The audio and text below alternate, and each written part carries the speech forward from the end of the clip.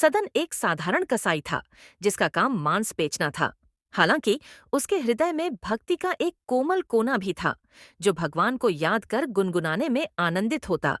भीतर भक्ति का भाव था जो उसे अन्य दुकानदारों से अलग बनाता था। सदन का तराजू टूट गया था, इसलिए उसने शालिग्राम की मूरत को ही भार बना लिया, यह जाने बिना कि वह मूरत पवित्र शालिग्राम की है। वह भगवान को मांस तौलने के भार के रूप में इस्तेमाल कर रहा था, जिसे वह अपनी अनजान भक्ति से मानता था। एक दिन एक महात्मा सदन की दुकान के पास से गुजरे और शालिग्राम को तराजू पर देखकर स्तब्ध रह गए। उन्होंने तुरंत सदन को यह बताया और चेताया कि यह पवित्र शालिग्राम भगवान है और उनके साथ ऐसा अनादर नहीं किया जाना चाहिए। सदन ने महात्मा की बातों को सुना और तुरंत क्षमा मांगी। उसे अपनी गलती का एहसास हुआ, परंतु उसने विनम्रता से स्वीकार किया कि उसे इस बारे में ज्ञान नहीं था। महात्मा ने शालिग्राम को नदियों के पवित्र जल से स्नान कराया, इत्र और चंदन लगाया और उन्हें सिंहासन पर विराजमान किया। वे ठाकुर जी के प्रति पूर्ण श्रद्धा से खीर का भोग भी लगाए और उनसे क्षमा याचना करने लगे। उसी रात ठाकुर जी महात्मा के स्वप्न में आए और आदेश दिया कि उन्हें सदन कसाई के पास वापस छोड़ आए। महात्मा ने विरोध किया और तर्क दिया कि सदन का स्थान पवित्र नहीं है, लेकिन ठाकुर जी ने सदन के भक्ति भाव के बारे में बताते हुए उन्हें वापस भेजने का आग्रह किया।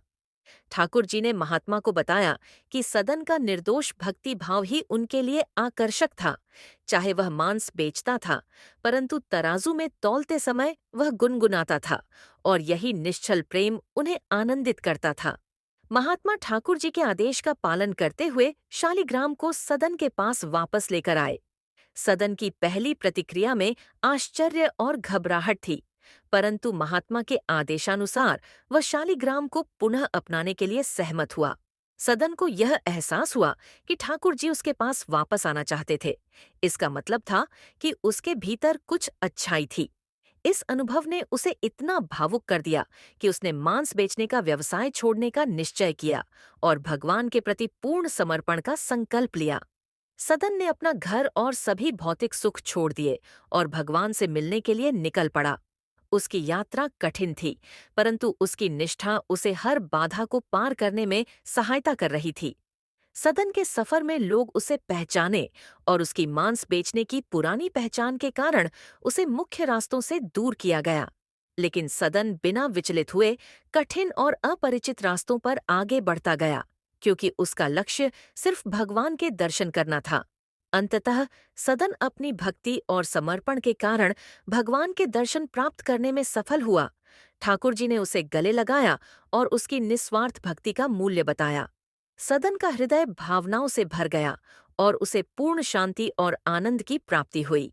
सदन के इस अनुभव ने उसे जीवन के सच्चे अर्थ का बोध कराया। उसने सीखा कि भगवान की भक्ति में सिर्फ चतुराई की नहीं, बल्कि सच्चे और निश्चल भाव की आवश्यकता होती है। उसने जीवन में भगवान के प्रति अपना पूर्ण समर्पण कर दिया और अपनी बाकी की जिंदगी उनकी सेवा में बिताई। एक राजा को राज भोगते हुए काफी समय हो गया था। बाल भी सफेद होने लगे थे। एक दिन उसने अपने दरबार में एक उत्सव रखा और अपने गुरुदेव एवं मित्र देश के राजाओं को भी सादर आमंत्रित किया। उत्सव को रोचक बनाने के लिए राज्य की सुप्रसिद्ध नर्तकी को भी बुलाया गया। राजा ने कुछ स्वर्ण मुद्राएं अपने गुरुजी को भी दीं, ताकि यदि वे चाहें तो नर्तकी के अच्छे गीत व नृत्य पर वे उसे पुरस्कृत कर सकें। सारी रात नृत्य चलता रहा। ब्रह्म मुहूर्त की बेला आई। नर्तकी ने देखा कि मेरा तबले वाला ऊँघ रहा है। उसको जगाने के लिए नर्तकी ने एक दोहा पढ़ा। बहू बीती थोड़ी रही, पल पल गई बिताए, एक पलक के कारणे क्यों कलंक लग जाए। अब इस दोहे का अलग अलग व्यक्तियों ने अपने अनुरूप अलग अलग अर्थ निकाला। तबले वाला सतर्क होकर बजाने लगा। जब यह बात गुरुजी ने सुनी तो उन्होंने सारी मोहरें उस नर्तकी के सामने फेंक दीं। वही दोहा नर्तकी ने फिर पढ़ा तो राजा की लड़की ने अपना नवलखा हार नर्तकी को भेंट कर दिया। उसने फिर वही दोहा दोहराया तो राजा के पुत्र युवराज ने अपना मुकुट उतारकर नर्तकी को समर्पित कर दिया। नर्तकी फिर वही दोहा दोहराने लगी तो राजा ने कहा, बस कर, एक दोहे से तुमने वैश्या होकर भी सबको लूट लिया है। जब यह बात राजा के गुरु ने सुनी तो गुरु के नेत्रों में आंसू आ गए और गुरुजी कहने लगे, राजा, इसको तू वैश्या मत कह, ये तो अब मेरी गुरु बन गई है। इसने मेरी आंखें खोल दी हैं। यह कह रही है कि मैं सारी उम्र संयम पूर्वक भक्ति करता रहा और आखिरी समय में नर्तकी का मुजरा देखकर अपनी साधना नष्ट करने यहाँ चला आया हूँ। भाई, मैं तो चला। ये कहकर गुरुजी तो अपना कमंडल उठाकर जंगल की ओर चल पड़े। राजा की लड़की ने कहा, पिताजी, मैं जवान हो गई हूँ। आप आंखें बंद किए बैठे हैं, मेरी शादी नहीं कर रहे थे और आज रात मैंने आपके महावत के साथ भागकर अपना जीवन बर्बाद कर लेना था। लेकिन इस नर्तकी ने मुझे सुमति दी है कि जल्दबाजी मत कर, कभी तो तेरी शादी होगी ही। क्यों अपने पिता को कलंकित करने पर तुली है? युवराज ने कहा, पिताजी, आप वृद्ध हो चले हैं, फिर भी मुझे राज नहीं दे रहे थे। मैंने आज रात ही आपके सिपाहियों से मिलकर आपका कत्ल करवा देना था।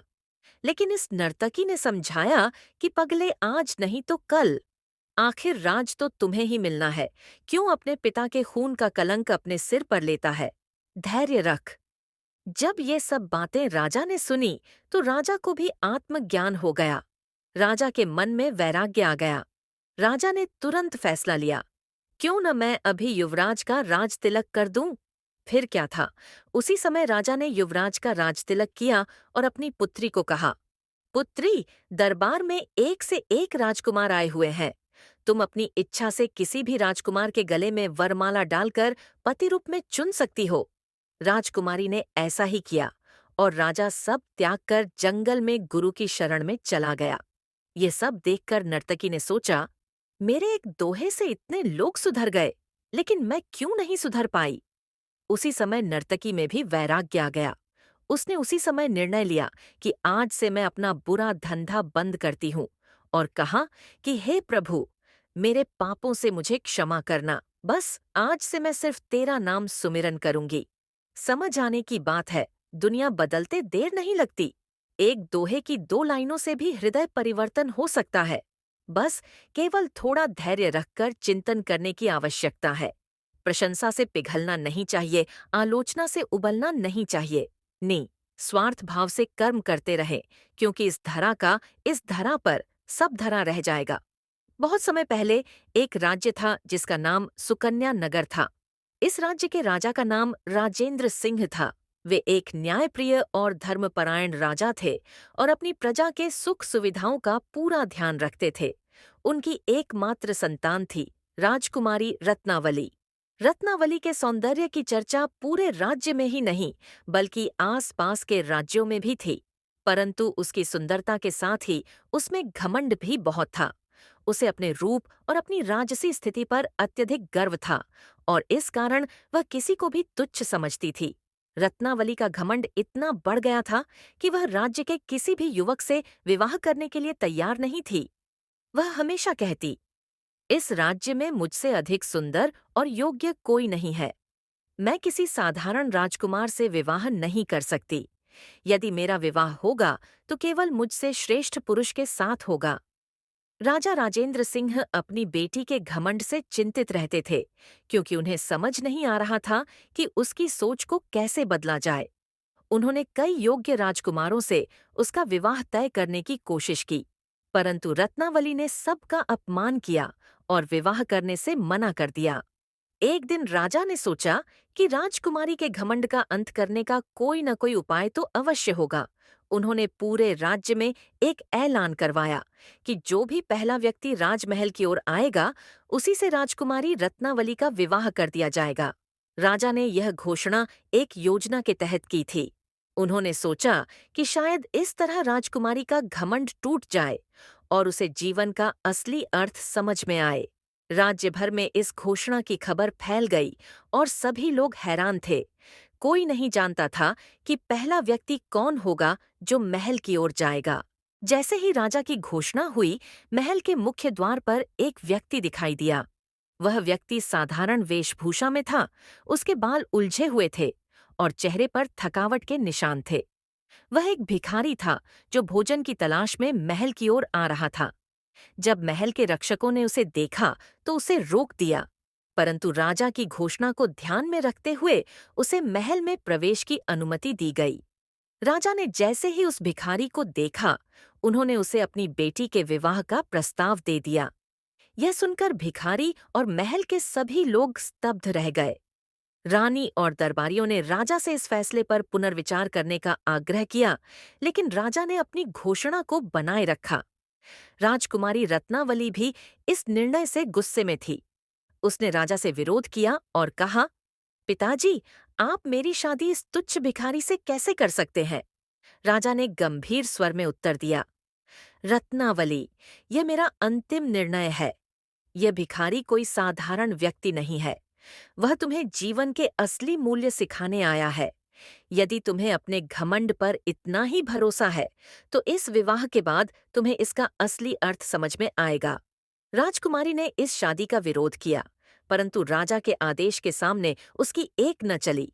उसकी शादी इस भिखारी के साथ कर दी गई और विवाह के बाद उसे अपने नए जीवन की ओर भेज दिया गया। भिखारी का नाम सोम था। वह बहुत ही सीधा सादा और ईमानदार व्यक्ति था। उसने राजकुमारी को सम्मान दिया, लेकिन उसकी उम्मीदों के विपरीत उसने उसे किसी भी तरह की विशेष सुविधा नहीं दी। विवाह के बाद राजकुमारी ने महसूस किया कि उसे हर सुख सुविधा छोड़नी पड़ी है। उसे सामान्य जीवन जीना पड़ रहा था और वह रोजमर्रा के छोटे छोटे काम करने पर मजबूर थी।